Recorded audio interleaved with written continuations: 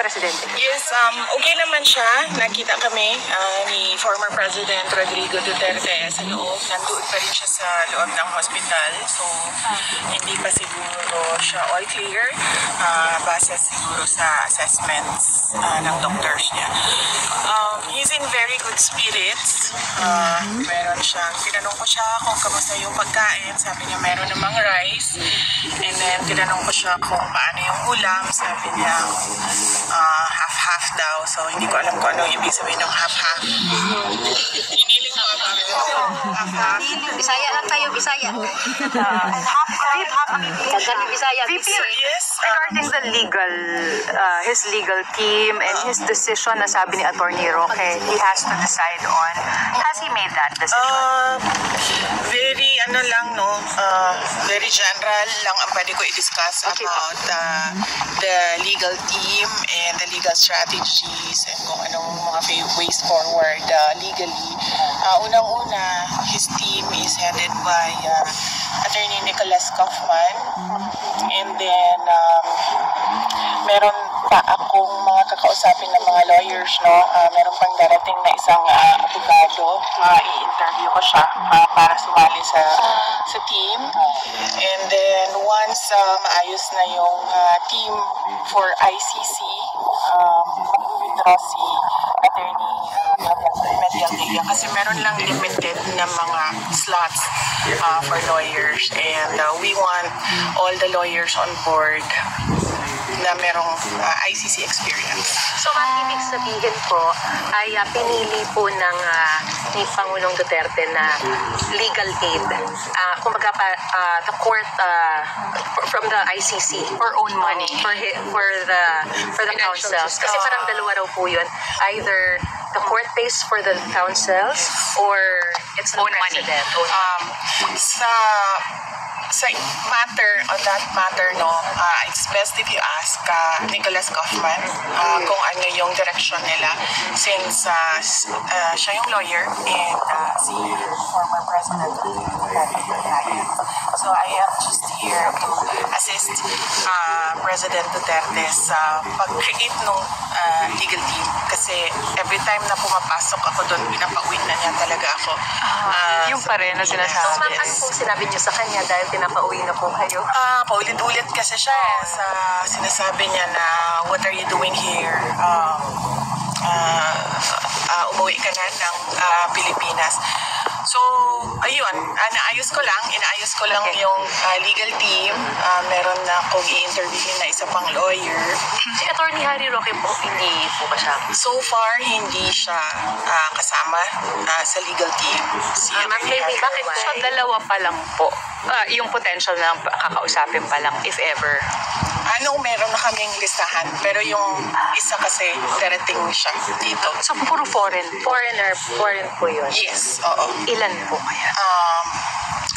Kung ilan, you may have to ask Attorney Kaufman. Bakit po hindi kasama si Attorney Roque? Well, because hindi pa kasi na-establish kung ano yung basis ng pag-stay niya dito sa Netherlands. And we don't want complications pa. Gusto namin nakatutok talaga yung lawyers doon sa kaso. And right now, I heard applying for asylum, and he publicly announced that already. No? So we want him to focus on his asylum, and then we want our lawyers to focus on the case. Yun po yung ginagamit yung basis din, no, to be able to get that asylum, sabi po niya. So he can defend the former president. Well, that is a matter that he has to discuss with former President Duterte. No? But right now, he's not nominated as a lawyer. Nag-sink in na po ba sa dating Pangulo na nandito na talaga siya sa ICC? Pasensya na po dahil before, di ba sinasabi po niya, sipain ko pa yung ICC, hindi talaga ako papahuli ng buhay. Sabi niya, wala din naman daw siyang ginagawa sa labas kasi hindi pa naman daw siya mayor. So might as well, tumirap daw muna siya sa loob. So may na po siya, parang routine na po siya. So he can still make it, medyo a joke. Oh, I have to tell you, he's charming. Everyone is Paano ka Paano po? Marami na po siya nakakausap. Alam ko. Marami na po siya nakakausap na ibang detainee. Like, ano po na-witness nyo? He's very friendly with people inside. So, mayroon na silang banter eh. So, Nakita niyo mismo may exchange na sila. So, hindi kami allowed. Doon lang kami sa visitors center. So, sabi niya, wala din naman siyang ginagawa pa because he's at the moment retired. Wala pang election, so hindi pa siya mayor. So, he might as well just stay inside. And then he said that he doesn't regret anything that he did sa pagtatrabaho niya para sa bayan. At nakita naman doon ng bayan kung ano yung resulta ng kanyang serbisyo para sa bayan. VP, how's your visitation? Do you have to apply every single time you Yes. apply? Ganyan naman You yung iba come? yung interview. Matagal ba? Ano yung proseso? It's online. It's online.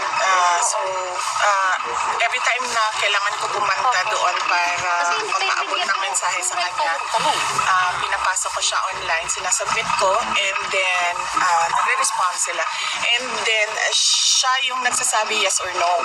So, I tried to limit kung sino yung pwedeng pumasok sa kanya, but apparently, ang rules nila dito ay yung detainee ang magsasabi ng yes or no. You apply, and then he'll say yes or no. Kasi Attorney Harry said you wanted sana a daily.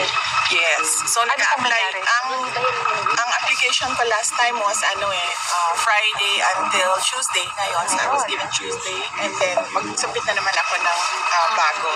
So Tuesday na naman until yung Well, panibagong... right now, I'm thinking kung hanggang kailan ako nandito, yun na rin yung i-apply ko para hindi na rin sila mabombard ng everyday na submission. Yeah, so kanina doon while we were talking, biglang may dumating na letter. So apparently pwede palang magpadala ng letter sa loob. So marami sa ating mga kababayan ang gusto magpaabot sa kanya ng mensahe nila. Tinanong ko doon sa loob paanong nangyari na nakatanggap siya ng sulat galing sa isang Dutch couple dito sa The Hague. So i-address nyo lang daw sa kanila. Babasahin nila yung sulat ninyo kapag nakita nila na walang problema sa sulat. Nothing terminated. Sila yung mag-check kung ano yung pwede at hindi. At kung sinasabi nila sa loob na pwede, ibibigay nila doon sa kanya. Kailan, Ma'am, meron na po bang mga iba pang family members na pupunta dito para Pinag-usapan namin sa loob ni Pangulong Duterte. Sabi niya kasi huwag na papuntahin dito yung mga kapatid ko. Kasi unmarried si President Duterte. So he's single. So ang next of kin niya is kaming mga anak. At sabi niya na huwag na pumunta dito dahil wala naman daw silang gagawin dito unless gusto daw nilang sumama doon. So, VP, Susundin niyo po yun? Sumama. pwede magtanong. Ay, pwede mo tanong, VP. Yes, ma'am. Opo. Ano sa ka makaano? Dili sa ka or muli na kang Pilipinas? Ako lang sang isahon ang mga abogado, i-meeting na ko sila. Magsabot mi kung unsay buhaton. Pagkahuman, kinahanglan ako uli sa Okay, salamat. Madami na nagtatanong ng mga bisita kung pwede daw po makapagpadala ng pagkain sa loob. Yan ang hindi ko natanong sa loob. Problema pwede. Baka pwede nilang tanungin, pero top of mind answer ko, ma'am, baka hindi sila pumayag kasi it's a security risk. They will answer for whatever will happen to the former president inside the detention. Tuloy po yung pagiging mayor ni Oh, yes, yes. Uy, dili He's pwede. looking forward actually na Pinagtira niyo rin doon. mayor. Kaya nga sabi niya kanina sabi niya, di pa naman ako mayor, so dito lang muna ako. So hindi po yun maapektuhan yung kanyang candidacy of him being here? So, bagay lagi po. Oh, he's only an accused, and an accused is presumed innocent until proven guilty. So, Yes. masyado pa tayong malayo doon sa he's a convict. So the target is to bring him home before the elections. The target is to bring him home today, pero as we all know, it takes a lot of paperwork. Pero nga, kadalang BP, kadalang BP, ma-after ba siya, system sa iyang class? Dili na, uy. Wala. Dili pa ko makatawag-anak pero dili mo ganahan nga din isa siya sa inyo ha. At taga-Sweden ka sa pabalhinon sa natos. Pwede ko sa Sweden yan. Imano ko ka. Pwede. Sa mga Manila pag-alis, kita ko sa live. Yes, ma'am. That is true. Wala ka sa bebe. Bisaya dito. Till put him in the plane. Oo. Illegal, ma'am. Tinuod na siya, ma'am. Kidnap siya, ma'am. Tinuod na. The ICC that it's illegal. In the Article 59 of Abuse ICC rules statute. Opo, tinuod na So, siya, mano ma'am. man na, hindi man na nila ikuhan. We will bring that up in the proper time, ma'am. Natay video nga, i-confine na mo. Oy, salamat. Salamat. Kay kinahanglan po na ma'am, kinahanglan na sa mga abogado. Ma'am, linawin ko lang po yung tungkol dun sa pagpunta-punta po niya sa clinic. Yung minomonitor po on a daily basis po ba, regularly, yung kanyang health? Kailangan po ba niya lumipat sa clinic to be able to do that? Or pupuntahan po siya sa sarili niyang cell? Nandoon siya sa hospital part ng detention facility. So, lahat sila doon, detainee patient. So meron po Patient detainee. So nandun pa po muna siya, hindi yung talagang nakaseparate siya. Nakarating po sa kanya yung medicine sa pinadala. Binigyan ng copy ng records ang mga doctors doon sa loob.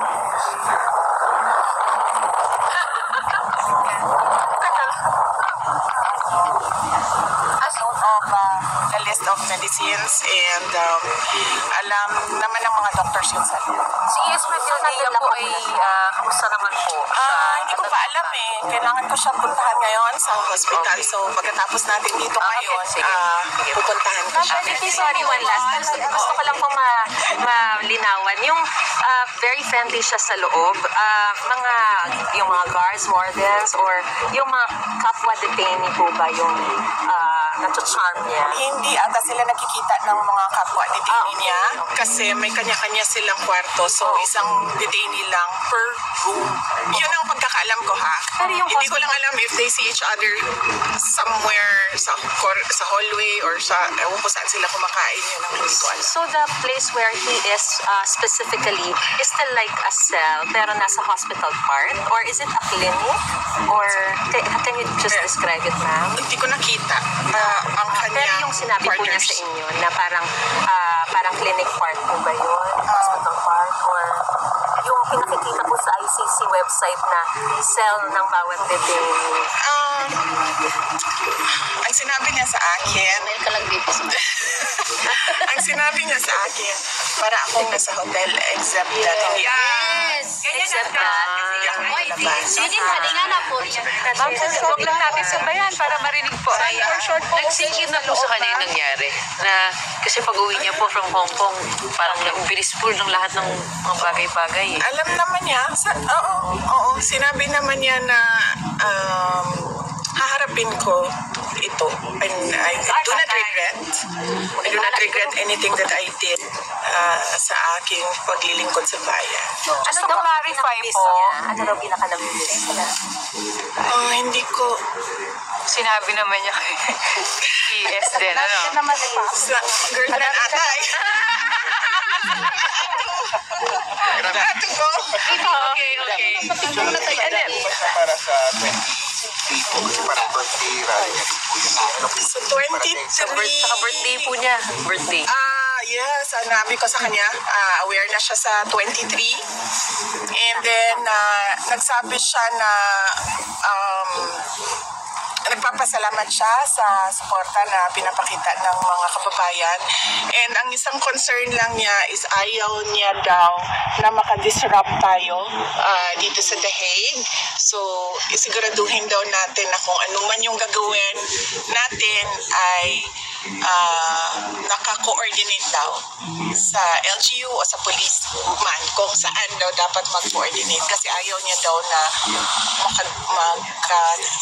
maka-disrupt tayo dito. Yan ang hindi ko alam pero alam ng lahat ng ating mga parallel groups at lahat ng mga individuals na kababayan natin. They can contact Jaira Madrona sa Office of the Vice President. She's the focal for March 10. Para sa amin lang yung sorry. Pinabanggit mo ba niya? Madam, kasama po sa GIL Amsterdam po ang prayer namin para po kay Tatay Diggs. Thank you, JIL. Pinabanggit mo ba niya yung laman ng ang mamatay na dahil sa'yo. Sinabi, ang mamatay na dahil sa'yo. Muna, naingon Diyos President Duterte, ay ko ninyo dadaangat to sa pamilya. Dinhi ko kasuhi sa ato. Dinhi ko prisuha sa ato. Kay gusto ko magpakamatay para sa atong nasod. Pero kay tuwa ko sa gila dito, iyalagyan po ng ato bangon ang mamatay na dahil sa'yo. Ano? Hilingi ako ng mong tupad. Inanaa ka na prinsipyo nga